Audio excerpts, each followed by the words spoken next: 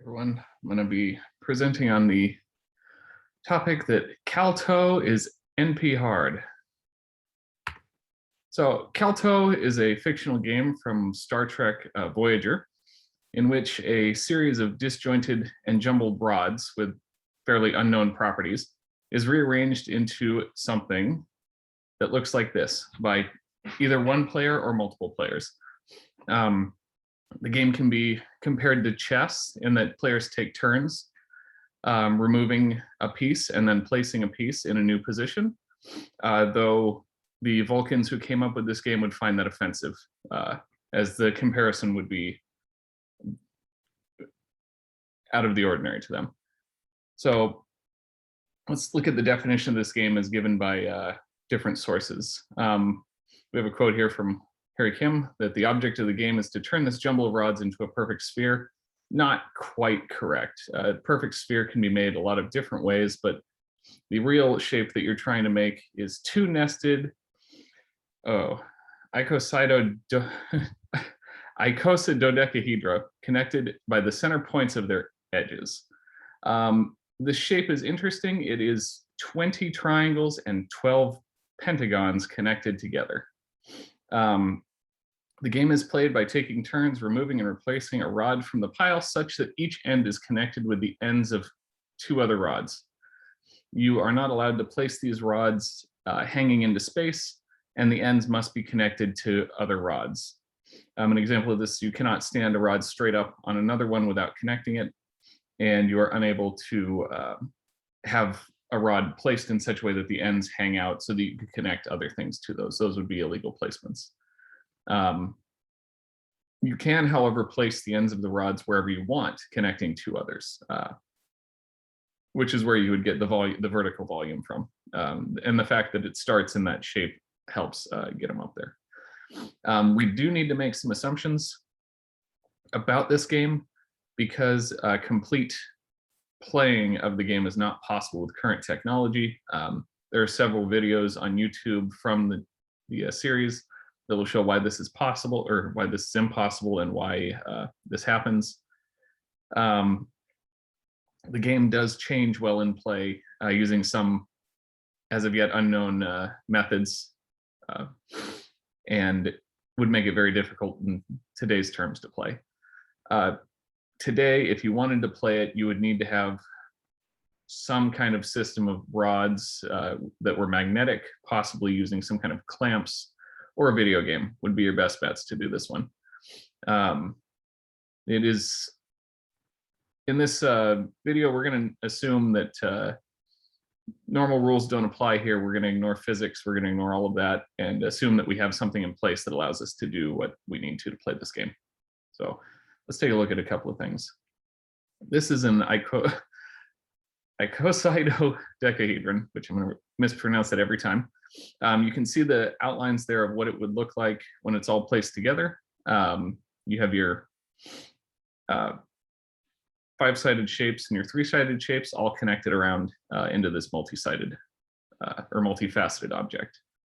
The object of this game is that you need one of these nested inside another, giving you, I believe, let's see, the inside one would have one face to play on, an outer face, and a third face on the complete outside of this game, which is, vastly harder than chess's one face that you play on. So you have to think in multiple dimensions to make this work. Round of gameplay. So for this game, the round of gameplay is that a piece, it always starts with a piece being removed from the shape, and the removed piece is placing elsewhere. Removing a piece will not complete the game. Only placement of a piece will complete the game. And you may not simply move a piece. You can't add a piece from elsewhere. That would not work. It has to be a piece taken and a piece placed. You need to check for a triconnected plane, and we'll talk about what that means in just a few minutes, because that is the crux of what drives this game. And the shape of that must be on the face of one of these shapes, by which I mean you cannot have a completed Kal-Toh with one of your shapes outside of the face of one of these. So for example, if you had a triangle that jutted out further than the rest of them, you would not have a completed Kal-Toh. You would have a mess, and you'd have to clean it. After that, you would need to check that the correct number of planes had been created. You would need to check if your inner shape is complete, check if the inner shape is connected to the outer shape. They can't be freestanding. And you need to check if the outer shape is completed. If any of these are correct, the game is over. And the person who made the last win or the last move is declared the winner. If any of these checks or moves is not done, then the game continues and no one has won yet. In the universe of Star Trek, this was done by a very powerful computer that was monitoring the game and keeping track of things, and it would tell you when the game was over and who had won. In the real world, it could be a little bit more difficult, but that is what we are seeking to do. So the input problem would be a graph G, and the graph does not need to be, you don't need to think of it as an XYZ, because we are moving around in space here. You could think of this as any number of graphs that were creating planes to create the shape. The easiest way to think of it would actually be a graph for every face that was contained in this single graph. The other thing you would need is the set of vertices for each rod. So one, the starting end and the ending end, and where they would start and end. The expected output of the problem would be if you are complete.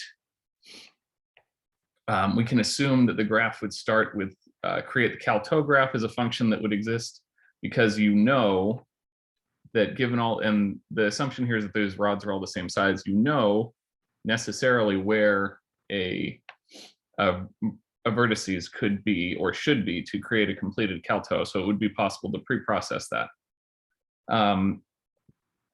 This G would also be considered the graph containing all currently placed rods. And you would have a function that could run and say, check Kal-Toh to see if you'd won. It would take the graph of placed rods, your previous two vertices, and your new two vertices. It would then check all of those things. And if your new vertices completed the Kal-Toh, it is true. If not, return false and the game continues. Of course, these is Kal-Toh function right there is a little bit of a magic function, but that is where the next part comes in. There are two concepts to finding out if this works and if it's NP hard, which is what the assumption for this game is. You need to have interconnectivity of your rods in vertices. For example, a connected set of rods, and this is just an example, you would not be able to put the rods together this way, but the shape on the left would be considered connected because each one of those parts is connected to another one, creating a closed shape. And the shape on the right, though it has a pair of intersecting vertices, it's not considered connected because it is freestanding. And the second thing that we need to think about is planarity. We're going to be checking whether or not things are planar. A planar object, for example, would be a cube. Each of those edges of that cube and each of the faces does not intersect anything else. And a non-planar object would be something like a tesseract, which uses parts of its planes as faces for other planes and is extremely unsettling to look at for too long. There are proofs that show that tesseracts are not planar, and things that are like them are also not planar. Where the crux of the NP hardness of this problem comes in is that it is shown that you need to be able to calculate, where the game really gets played is you need to be able to show that the parts are connected and that they do not cross. So you need to have, all of your faces need to be essentially on a sphere, so a single plane, and then a second inner sphere. And then those two need to be connected at certain points, but those are very simple checks to make rather than checking this. So where this comes in as being NP hard is that it is reduced using a problem called the non-crossing partition. So you get a good example of what it looks like on the left there is that if we were checking dice, you can see that each of those pieces compared to the other is not non-crossing. And that's what we need to check in this game, is whether or not our paths are crossing or if they've created a correct shape. In a 2D environment, this doesn't seem, or this seems rather trivial. But in the game, you have to check these in 3 dimensions, and you have to make sure that you are on plane and you have not crossed another plane while you're doing this. Because if you had 2 spheres, say, and they were very close to being complete, but one of them slightly overlapped the other one, you would need to check for that, and that would not be a correct output. So to illustrate what this non-crossing partition looks like is that you would have something like the set of S with its blocks of A, B, and X, Y. A and B are linked, and X and Y are linked. And you can see with the arrows right there, this is the example of what this looks like. You need to consider that there's essentially a string connecting these, or an arch. So for example, and then outside of this, you would have these in an order. So you could have AX, BY as a totally fine order to read them, and it just would not be a non-crossing partition. It's a crossing partition because A and B are still linked, and X and Y are still linked, which would give us a false output here.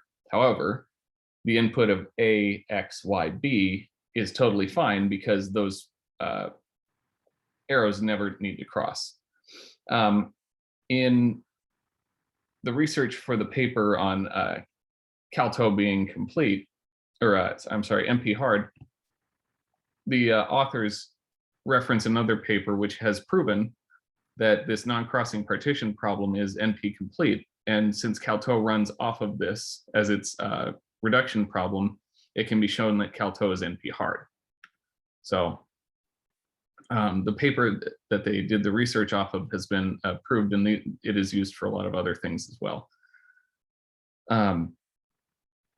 Inside of the Kal-Toh game, this non-crossing cycle is used essentially as, it's the building blocks on which it's made, which is perfect for a game that's entirely about logic and reason, is that you need to be able to say, hey, logically, where do these cross or where do they not cross? And this is a selection of the citations used for these. Most of them were for the images, though the paper that references the discrete mathematics is at the bottom. I hope everybody enjoyed it and was a little bit more interested in the time complexity and NP hardness of problems involving shapes and geometries. Okay, thank you.